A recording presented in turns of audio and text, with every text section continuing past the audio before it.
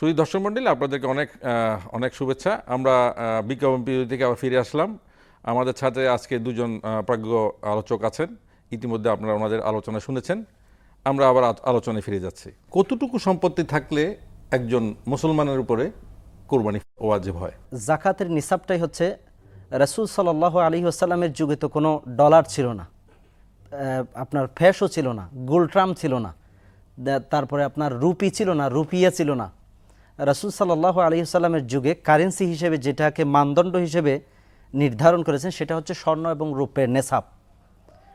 হাদিস শরীফে আমরা দেখতে পেয়েছি, মুসনাদ আহমদ ইবনে হাম্বলে এখানে হাদিস পাওয়া যায় যে সুস্থ মস্তিষ্ক সম্পন্ন প্রত্যেক মুসলমান নরনারী যে জিলহজ মাসের ফজর থেকে শোবে সাদিকের পর থেকে 12ই জিলহজ সূর্যাস্তের আগে যার কাছে 52.5 তোলা রূপা 7.5 ভরি স্বর্ণের সমপরিমাণ টাকা পয়সা এবং স্বর্ণরৌপ্য যার কাছে থাকবে তার উপর কোরবানি ওয়াজিব। যেমন আজকে আমি গুগল করেছি, রৌপ্য প্রতি ভরি 22 ক্যারেট রূপার দাম হচ্ছে 2811 টাকা। সেই হিসেবে যদি আমি 5.2 52.5 দিয়ে যদি মাল্টিপ্লিকেট করি সেটা 1,47,000 টাকা পর্যন্ত দাঁড়ায়। অর্থাৎ কারো কাছে যদি জিলহজ মাসের 10 তারিখ ফজরের পর থেকে 12ই জিলহজ সূর্যাস্তের আগে কারো কাছে এই টাকাটা যদি থাকে তার উপর কোরবানি ওয়াজিব। আবার আসুন আর একটু নিচে যাই, আর একটু নিচে আমরা লক্ষ্য করি সনাতনী পদ্ধতিতে কিছু রূপা পাওয়া যায়। সেটা হিসাব করলে প্রায় 90,917 টাকা যদি কারো কাছে থাকে জিলহজ মাসের 10 তারিখ ফজরের পর থেকে 12ই জিলহজ সূর্যাস্তের আগে এই টাকাটা যদি কারো কাছে থাকে, অ্যাকাউন্টে থাকে, জমা থাকে, তাহলে তার উপর কোরবানি ওয়াজিব। কিন্তু শর্ত হচ্ছে ঋণ থেকে মুক্ত থাকা লাগবে। ঋণ যদি থাকে, মনে করেন তার কাছে 90,000 টাকা আছে, 1 লক্ষ টাকা কর্জ আছে, তাহলে তার উপর কোরবানি ওয়াজিব নয়। যাদের ব্যাংক ঋণ আছে, প্রচুর ব্যাংক ঋণ আছে, জি, সে আবার এই ওগুলি পরিশোধ না করে সে আবার কি কোরবানি দিচ্ছে, তাদের এই স্টেটমেন্ট কিভাবে হবে? আমি আপনাকে পাল্টা আরেকটা প্রশ্ন করতে পারি। অনেকেই দুদকের জাল থেকে রক্ষা পাওয়ার জন্য নিজেকে ঋণগ্রস্ত দেখায় এবং বিশাল বড় একটা ঋণের বোঝা মাথার উপর চেপে আছে, ওই যে আপনার ইয়া থেকে বাঁচার জন্য, কর থেকে বাঁচার জন্য, রাষ্ট্রীয় বিভিন্ন ট্যাক্স থেকে বাঁচার জন্য অনেকে ঋণের বিশাল একটা অ্যামাউন্ট দেখায়। যদি এরকম না হয়, এটা একটা ফ্রড বলতে পারি অথবা প্রতারণা বলতে পারি। যদি সেরকম না হয়, বিশাল একটা ঋণের বোঝা মাথায় নিয়ে পড়ে আছে, ওই ব্যক্তির উপর কোরবানি করা ওয়াজিব নয়। ডক্টর ফয়সালের কাছে ফিরে যাচ্ছি। আপনি যেহেতু শিশুদের নিয়ে কাজ করেন, আমি শুধু একটা জিনিস জানতে চাচ্ছি যে কোরবানির সময় শিশুদের যে যে রোগগুলি হয় এটার প্রতিকারের উপায়টা কি? বাচ্চাদেরকে খাবারের ব্যাপারে নিয়ন্ত্রণ করা খুব কঠিন এবং ওরা আপনি খুব বেশি পারবেন না যে এটা খেও না, ওটা খেও না, এটা খাওয়া ঠিক না, ওটা খাওয়া ঠিক না, এই জিনিসটা অতটা কোরবানির সময় পারবেন না। তো ওরা খাবে। আমাদের দায়িত্ব হলো ওরা যাতে সেফ ফুডটা খেতে পারে। এখন কতক্ষণ আপনি বাসায় সেফ ফুডের প্র্যাকটিস করবেন? ওরা তো বাইরে যাচ্ছে।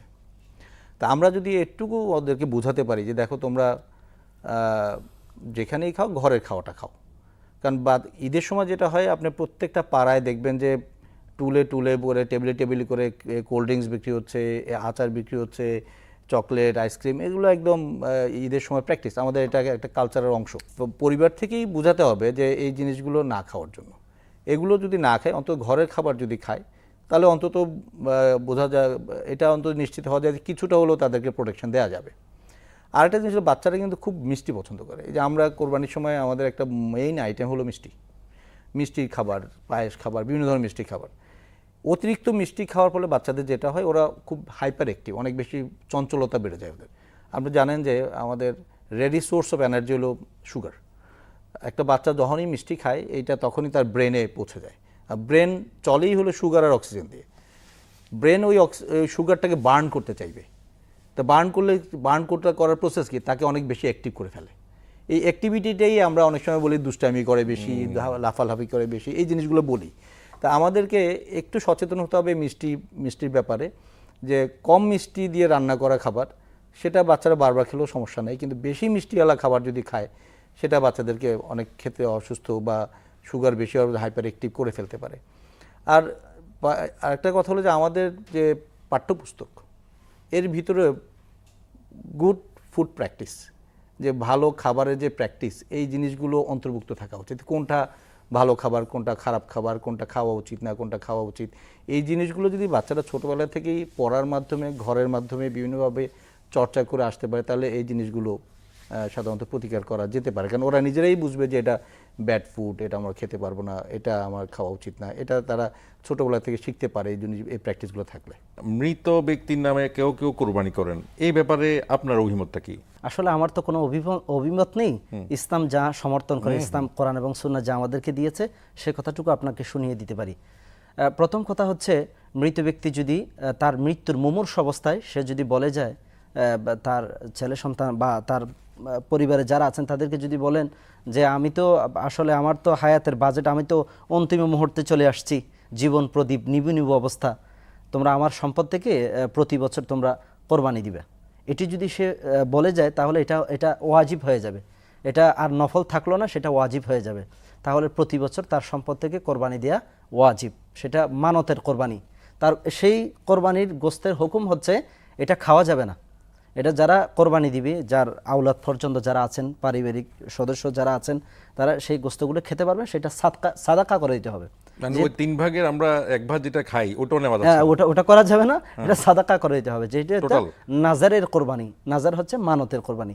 আর একটা পদ্ধতি আছে, যদি বলে যে যদি কিছুই বলা হয়নি, যে মৃত ব্যক্তিটা মারা যাচ্ছে, তার ছেলে সন্তান বা তার আওলাদ পর্যন্ত যারা আছে তারা বলছে যে আব্বা তো মারা গেছে, আব্বা আমাদেরকে অনেক কিছু রেখে গিয়েছেন, ডুপ্লেক্স বাড়ি দিয়ে গেছে, রাজমহল, বড় বড় অনেক সম্পদ আমাদেরকে দিয়ে গেছে, এবং আমরা তার জন্য একটা কোরবানি দিই, এই বছর একটা কোরবানি দিই, তখন এটা নাফল হিসেবে গণ্য হবে। তার গোস্ত আপনারা যারা পরিবারের সদস্য আছে তারা খেতে পারবে, এবং চাইলে সাদাকাও করে দিতে পারবে, খেতেও পারবে, এবং চাইলে 3 ভাগও করা যাবে। ফয়সাল ভাইয়ের কাছে যাচ্ছি। ফয়সাল ভাই, আমাদেরকে একটু বলবেন যে শিশুদের এই যে কোরবান থেকে শিশুদের শিক্ষাটাকে পেতে পারে আমাদের এই সমাজ, মানে এই যে আমাদের শিশুরা আছে, এই কোরবানির আমাদের যে উৎসবটা আছে, উৎসব থেকে আমরা কি শিক্ষা পেতে পারি? কোরবানি ঈদটা যেটা, এটা আমাদের একটা ইবাদত। এটা ইবাদতটা 2 ভাগ। একটা হলো আমাদের কোরবানির নামাজ পড়াটা যেমন একটা ইবাদত, কোরবানি করাটা একটা ইবাদত। এই ইবাদতটা কিন্তু অন্য ইবাদতের চেয়ে একটু ডিফারেন্ট। অন্য ইবাদতগুলো একা একা, এই ইবাদতটা কিন্তু অতটা একা একা না, এটা অনেককে মিলে ইবাদত, তাই না? তো এটা একটা সামাজিক ইবাদতের মতো। এখানেই বাচ্চাদেরকে ছোটোবেলা থেকেই শিক্ষা দেওয়া যে কোরবানটা মানে হলো এটা শুধুমাত্র একটা জবেহ করা না, এটা পশুকে কোরবানি একটা জবেহ করা না, এটার মধ্যে একটা সমাজকে ইনক্লুড করা, একটা সমাজের সেই যারা সুবিধাবঞ্চিত মানুষ, ফকির মিসকিন প্রতিবেশী যারা খেতে পাচ্ছে না তাদেরকে যেমন এটার মধ্যে ইনক্লুড করা, আত্মীয় স্বজন যারা কোরবানি করতে পারে না তাদেরকে ইনক্লুড করা, নিজের আত্মীয় স্বজন নিজেদেরকে ইনক্লুড করা, এই যে সবাইকে মিলে যে একটা ইবাদতের যে প্রসেস, এটা চমৎকার একটা বিষয়। এটা আর কোনো ধর্মে আছে কিনা আমি জানি না, কারণ একটা কোরবানির মাংসের মধ্যে আমার এতগুলো মানুষের হক, এই জিনিসটা তো একটা বাচ্চা ছোটোবেলা থেকে শিখে। আপনি যদি এই মাংস ডিস্ট্রিবিউশনের কাজটা একটা বাচ্চাকে দিয়ে করাতে পারেন, আপনি ভাববেন যে আপনি এই বাচ্চাটা ছোটোবেলা থেকে এই ফিলোসফিটা নিয়েই বড় হলো যে আমি কোরবানি করছি, আমি মাংসটা খাওয়ার জন্য না, মাশাআল্লাহ, আমি আমি কোরবানিটা করছি এই মাংসটার জন্য ফকির মিসকিনের হক আছে, আমার গরিব আত্মীয় স্বজনের হক আছে। আমার মনে আছে আমরা ছোটোবেলায় আমাদের প্যারেন্টসরা যেটা করতো, প্যাকেট করে রাখতাম, নিয়ে নাম লিখে রাখতেন যে অমুক আত্মীয়, এত 10 জন আত্মীয়, এই প্যাকেটগুলো করে রাখতেন। আমরা রিক্সায় করে করে যে ওই মাংসগুলো ওই আত্মীয় স্বজনকে দিতাম। একটা আনন্দের মতো ছিল, এটা একটা আনন্দের বিষয়, প্লাস এটা একটা শিক্ষা, প্লেজারও ছিল, এটা প্লেজার, এটা শিক্ষা যে আমরা এই মাংসটা শুধু আমার না, আমার এটাও মনে আছে আমাদের বাসায় মানে 3 দিন কি 4 দিনের পরে আর মাংস থাকতো না। এটা কারণ একটাই ছিল যে ম্যাক্সিমাম মাংস ডিস্ট্রিবিউট করে দিল। আমি তো কিনতে পারি, আমি তো 1 সপ্তাহ পরে আবার মাংস লাগলে আমি কিনতে পারি, কিন্তু অনেক মানুষই আছে এটা কিনতে সম্ভব না। মাংস 3 দিনের বেশি রাখতে পারবে না সেটা আমি বলিনি, কিন্তু এটা একটা প্রচলন যে মাংস যত বেশি আপনি দিয়ে ফেলবেন, যত বেশি মানুষকে দিতে পারে, একটা বাচ্চা অবস্থাতে সেটা শিখবে। আর একটা জিনিস একটু সতর্ক করতে বলি, সেটা হলো আমি এটা দেখেছি অনেক বাচ্চাদের মধ্যে, এই যে কোরবানির জবেও করার সিনারিওটা বা এই বিষয়টা বাচ্চাদের থেকে একটু দূরে রাখা ভালো। অনেক বাচ্চাদের মনের মধ্যে এটা একটা ক্ষত সৃষ্টি করতে পারে যে তার প্রিয় একটা, দেখেন একটা গরু বা ছাগল আপনি 2, 4, 5, 7 দিন আগে যদি বাসায় আনেন, আপনি দেখবেন বাচ্চারা এটা নিয়ে খুব ব্যস্ত, খেলছে, এবং সে এটাকে জব করতে চায় না। এই যে মায়াটা, এটাই কিন্তু কোরবানির শিক্ষা, যে আপনি মায়া হলো এবং মায়ার পরে আপনি তাকে ত্যাগ করলেন, তাই না? এটাই তো শিক্ষা। তো এই বাচ্চাদেরকে অনেক সময় জবেহ দৃশ্য থেকে দূরে রাখাটা ভালো, কারণ অনেক বাচ্চাদের মনের মধ্যে এটা একটা প্রভাব পড়তে পারে। এটাও একটা কালচারের অংশ, আমাদের ধর্মের অংশ। এই বাচ্চাটা দেখে দেখেও তার মনকে শক্ত করতে পারে। তো দুইটা দিক ব্যালেন্স করাটা উচিত। তো বাচ্চাদেরকে এই শিক্ষাটাই কোরবানি দেয় যে ত্যাগের বিষয়টাও আমাদের আনন্দের অংশ, শুধু ভোগটা আমাদের আনন্দের অংশ না। আমরা অনুষ্ঠানের প্রায় শেষ পর্যায়ে চলে এসেছি। আমি এখন আমাদের মহতারামকে জানতে চাচ্ছি, কেউ কেউ কোরবানির সাথে আকিকা দিতে চায়, এটা কতটুক জায়েজ আছে সেটা একটু বলতেন। এই ব্যাপারে হানাফি মাযহাবের একটা কিতাব আছে, নির্ভরযোগ্য একটা কিতাব আছে, দুরুল মুখতার। এখানে আসছে যে কেউ যদি আকিকা দিতে চায় তাহলে সে কোরবানির পশুর সাথে আকিকা দিতে পারবে, সেক্ষেত্রে কোরবানি এবং আকিকা দুইটি সহি হবে। তবে প্রশ্ন হচ্ছে গোস্তটা আমরা কি করব? আকিকা অনেকে বলছে যে ধরা যাবে না, ছোঁয়া যাবে না, আকিকার মাংস খাওয়া যাবে না, সাদাকা করে দিতে হবে। এটা একটা ভুল ধারণা। আকিকার মাংস খাবেন, আপনার রিলেটিভস যারা আছেন তাদেরকে দিবেন, অর্থাৎ কোরবানির গোস্তের যে হুকুম আকিকার গোস্তেরও সে একই হুকুম। এটা আসছে হানাফি মাযহাবের বিখ্যাত একটা কিতাব দুরুল মুখতার। এই কিতাবের ভেতরে এই কথাটা বিস্তারিত বর্ণনা এভাবে আসছে। অনেক ধন্যবাদ আপনাদের দুজনকে। আপনারা চমৎকারভাবে কোরবানির শিক্ষা, আমাদের শিশুরা কীরকম শিক্ষা পেতে পারে, আমাদের এই সমাজ কীভাবে উপকৃত হতে পারে, সেটা আমাদের দর্শকরা আপনাদের থেকে জানতে পারলো, স্বাস্থ্য সংক্রান্ত ব্যাপারে জানতে পারলো, এবং ইসলাম এই কোরবান সংক্রান্ত ব্যাপারে কি বলেছে সেটাও আমরা ক্লিয়ার হতে পারলাম। এই অল্প সময়ে আপনারা আমাদেরকে যে অনেকটুকু ধারণা দিলেন, আমার আশা করছি আমাদের শ্রদ্ধেয় সম্মানিত দর্শকরা অনেক কিছু জানতে পেরেছেন। আপনাদেরকে এই অনুষ্ঠানে আসার জন্য অনেক অনেক ধন্যবাদ। সাজিনাস হসপিটালের পক্ষ থেকে আন্তরিক শুভেচ্ছা। শুধু দর্শক মণ্ডলী, আমরা একটা জিনিস সবসময় দেখি, আমাদের যে যে এলাকায় কোরবানিগুলি হয় সিটি কর্পোরেশন কিন্তু আগেই জানিয়ে দেয় আপনাদের এখানে এই সময় এই জায়গায় মালগুলি ফেলেন, আবর্জনাগুলি ফেলেন, কিন্তু আমরা কিছু কিছু জায়গায় গাফিলিতে করি। ও গাফিলিতে ফেলে কি হয়, ময়লাগুলি থেকে দুর্গন্ধ বের হয়। আমার এই অনুষ্ঠানের পক্ষ থেকে, আমাদের এই হসপিটালের একটা প্রোগ্রাম থেকে, যেখানে আমরা স্বাস্থ্যের পথে, আমরা সুস্বাস্থ্যের পথে নিয়ে আমরা কথা বলছি, আপনাদেরকে আমাদের এই অনুষ্ঠান থেকে একটা নিবেদন, কোরবানি ঈদের সময় আপনারা আপনাদের যে আবর্জনাগুলি হবে নির্দিষ্ট জায়গায় ফেলবেন এবং দেখবেন যে সিটি কর্পোরেশনের লোকগুলো কিছু সময় পরে এসে নিয়ে যাচ্ছে কিনা। আপনারাও কিন্তু যদি না নিয়ে যায় আপনি একটু তাগদা দিবেন।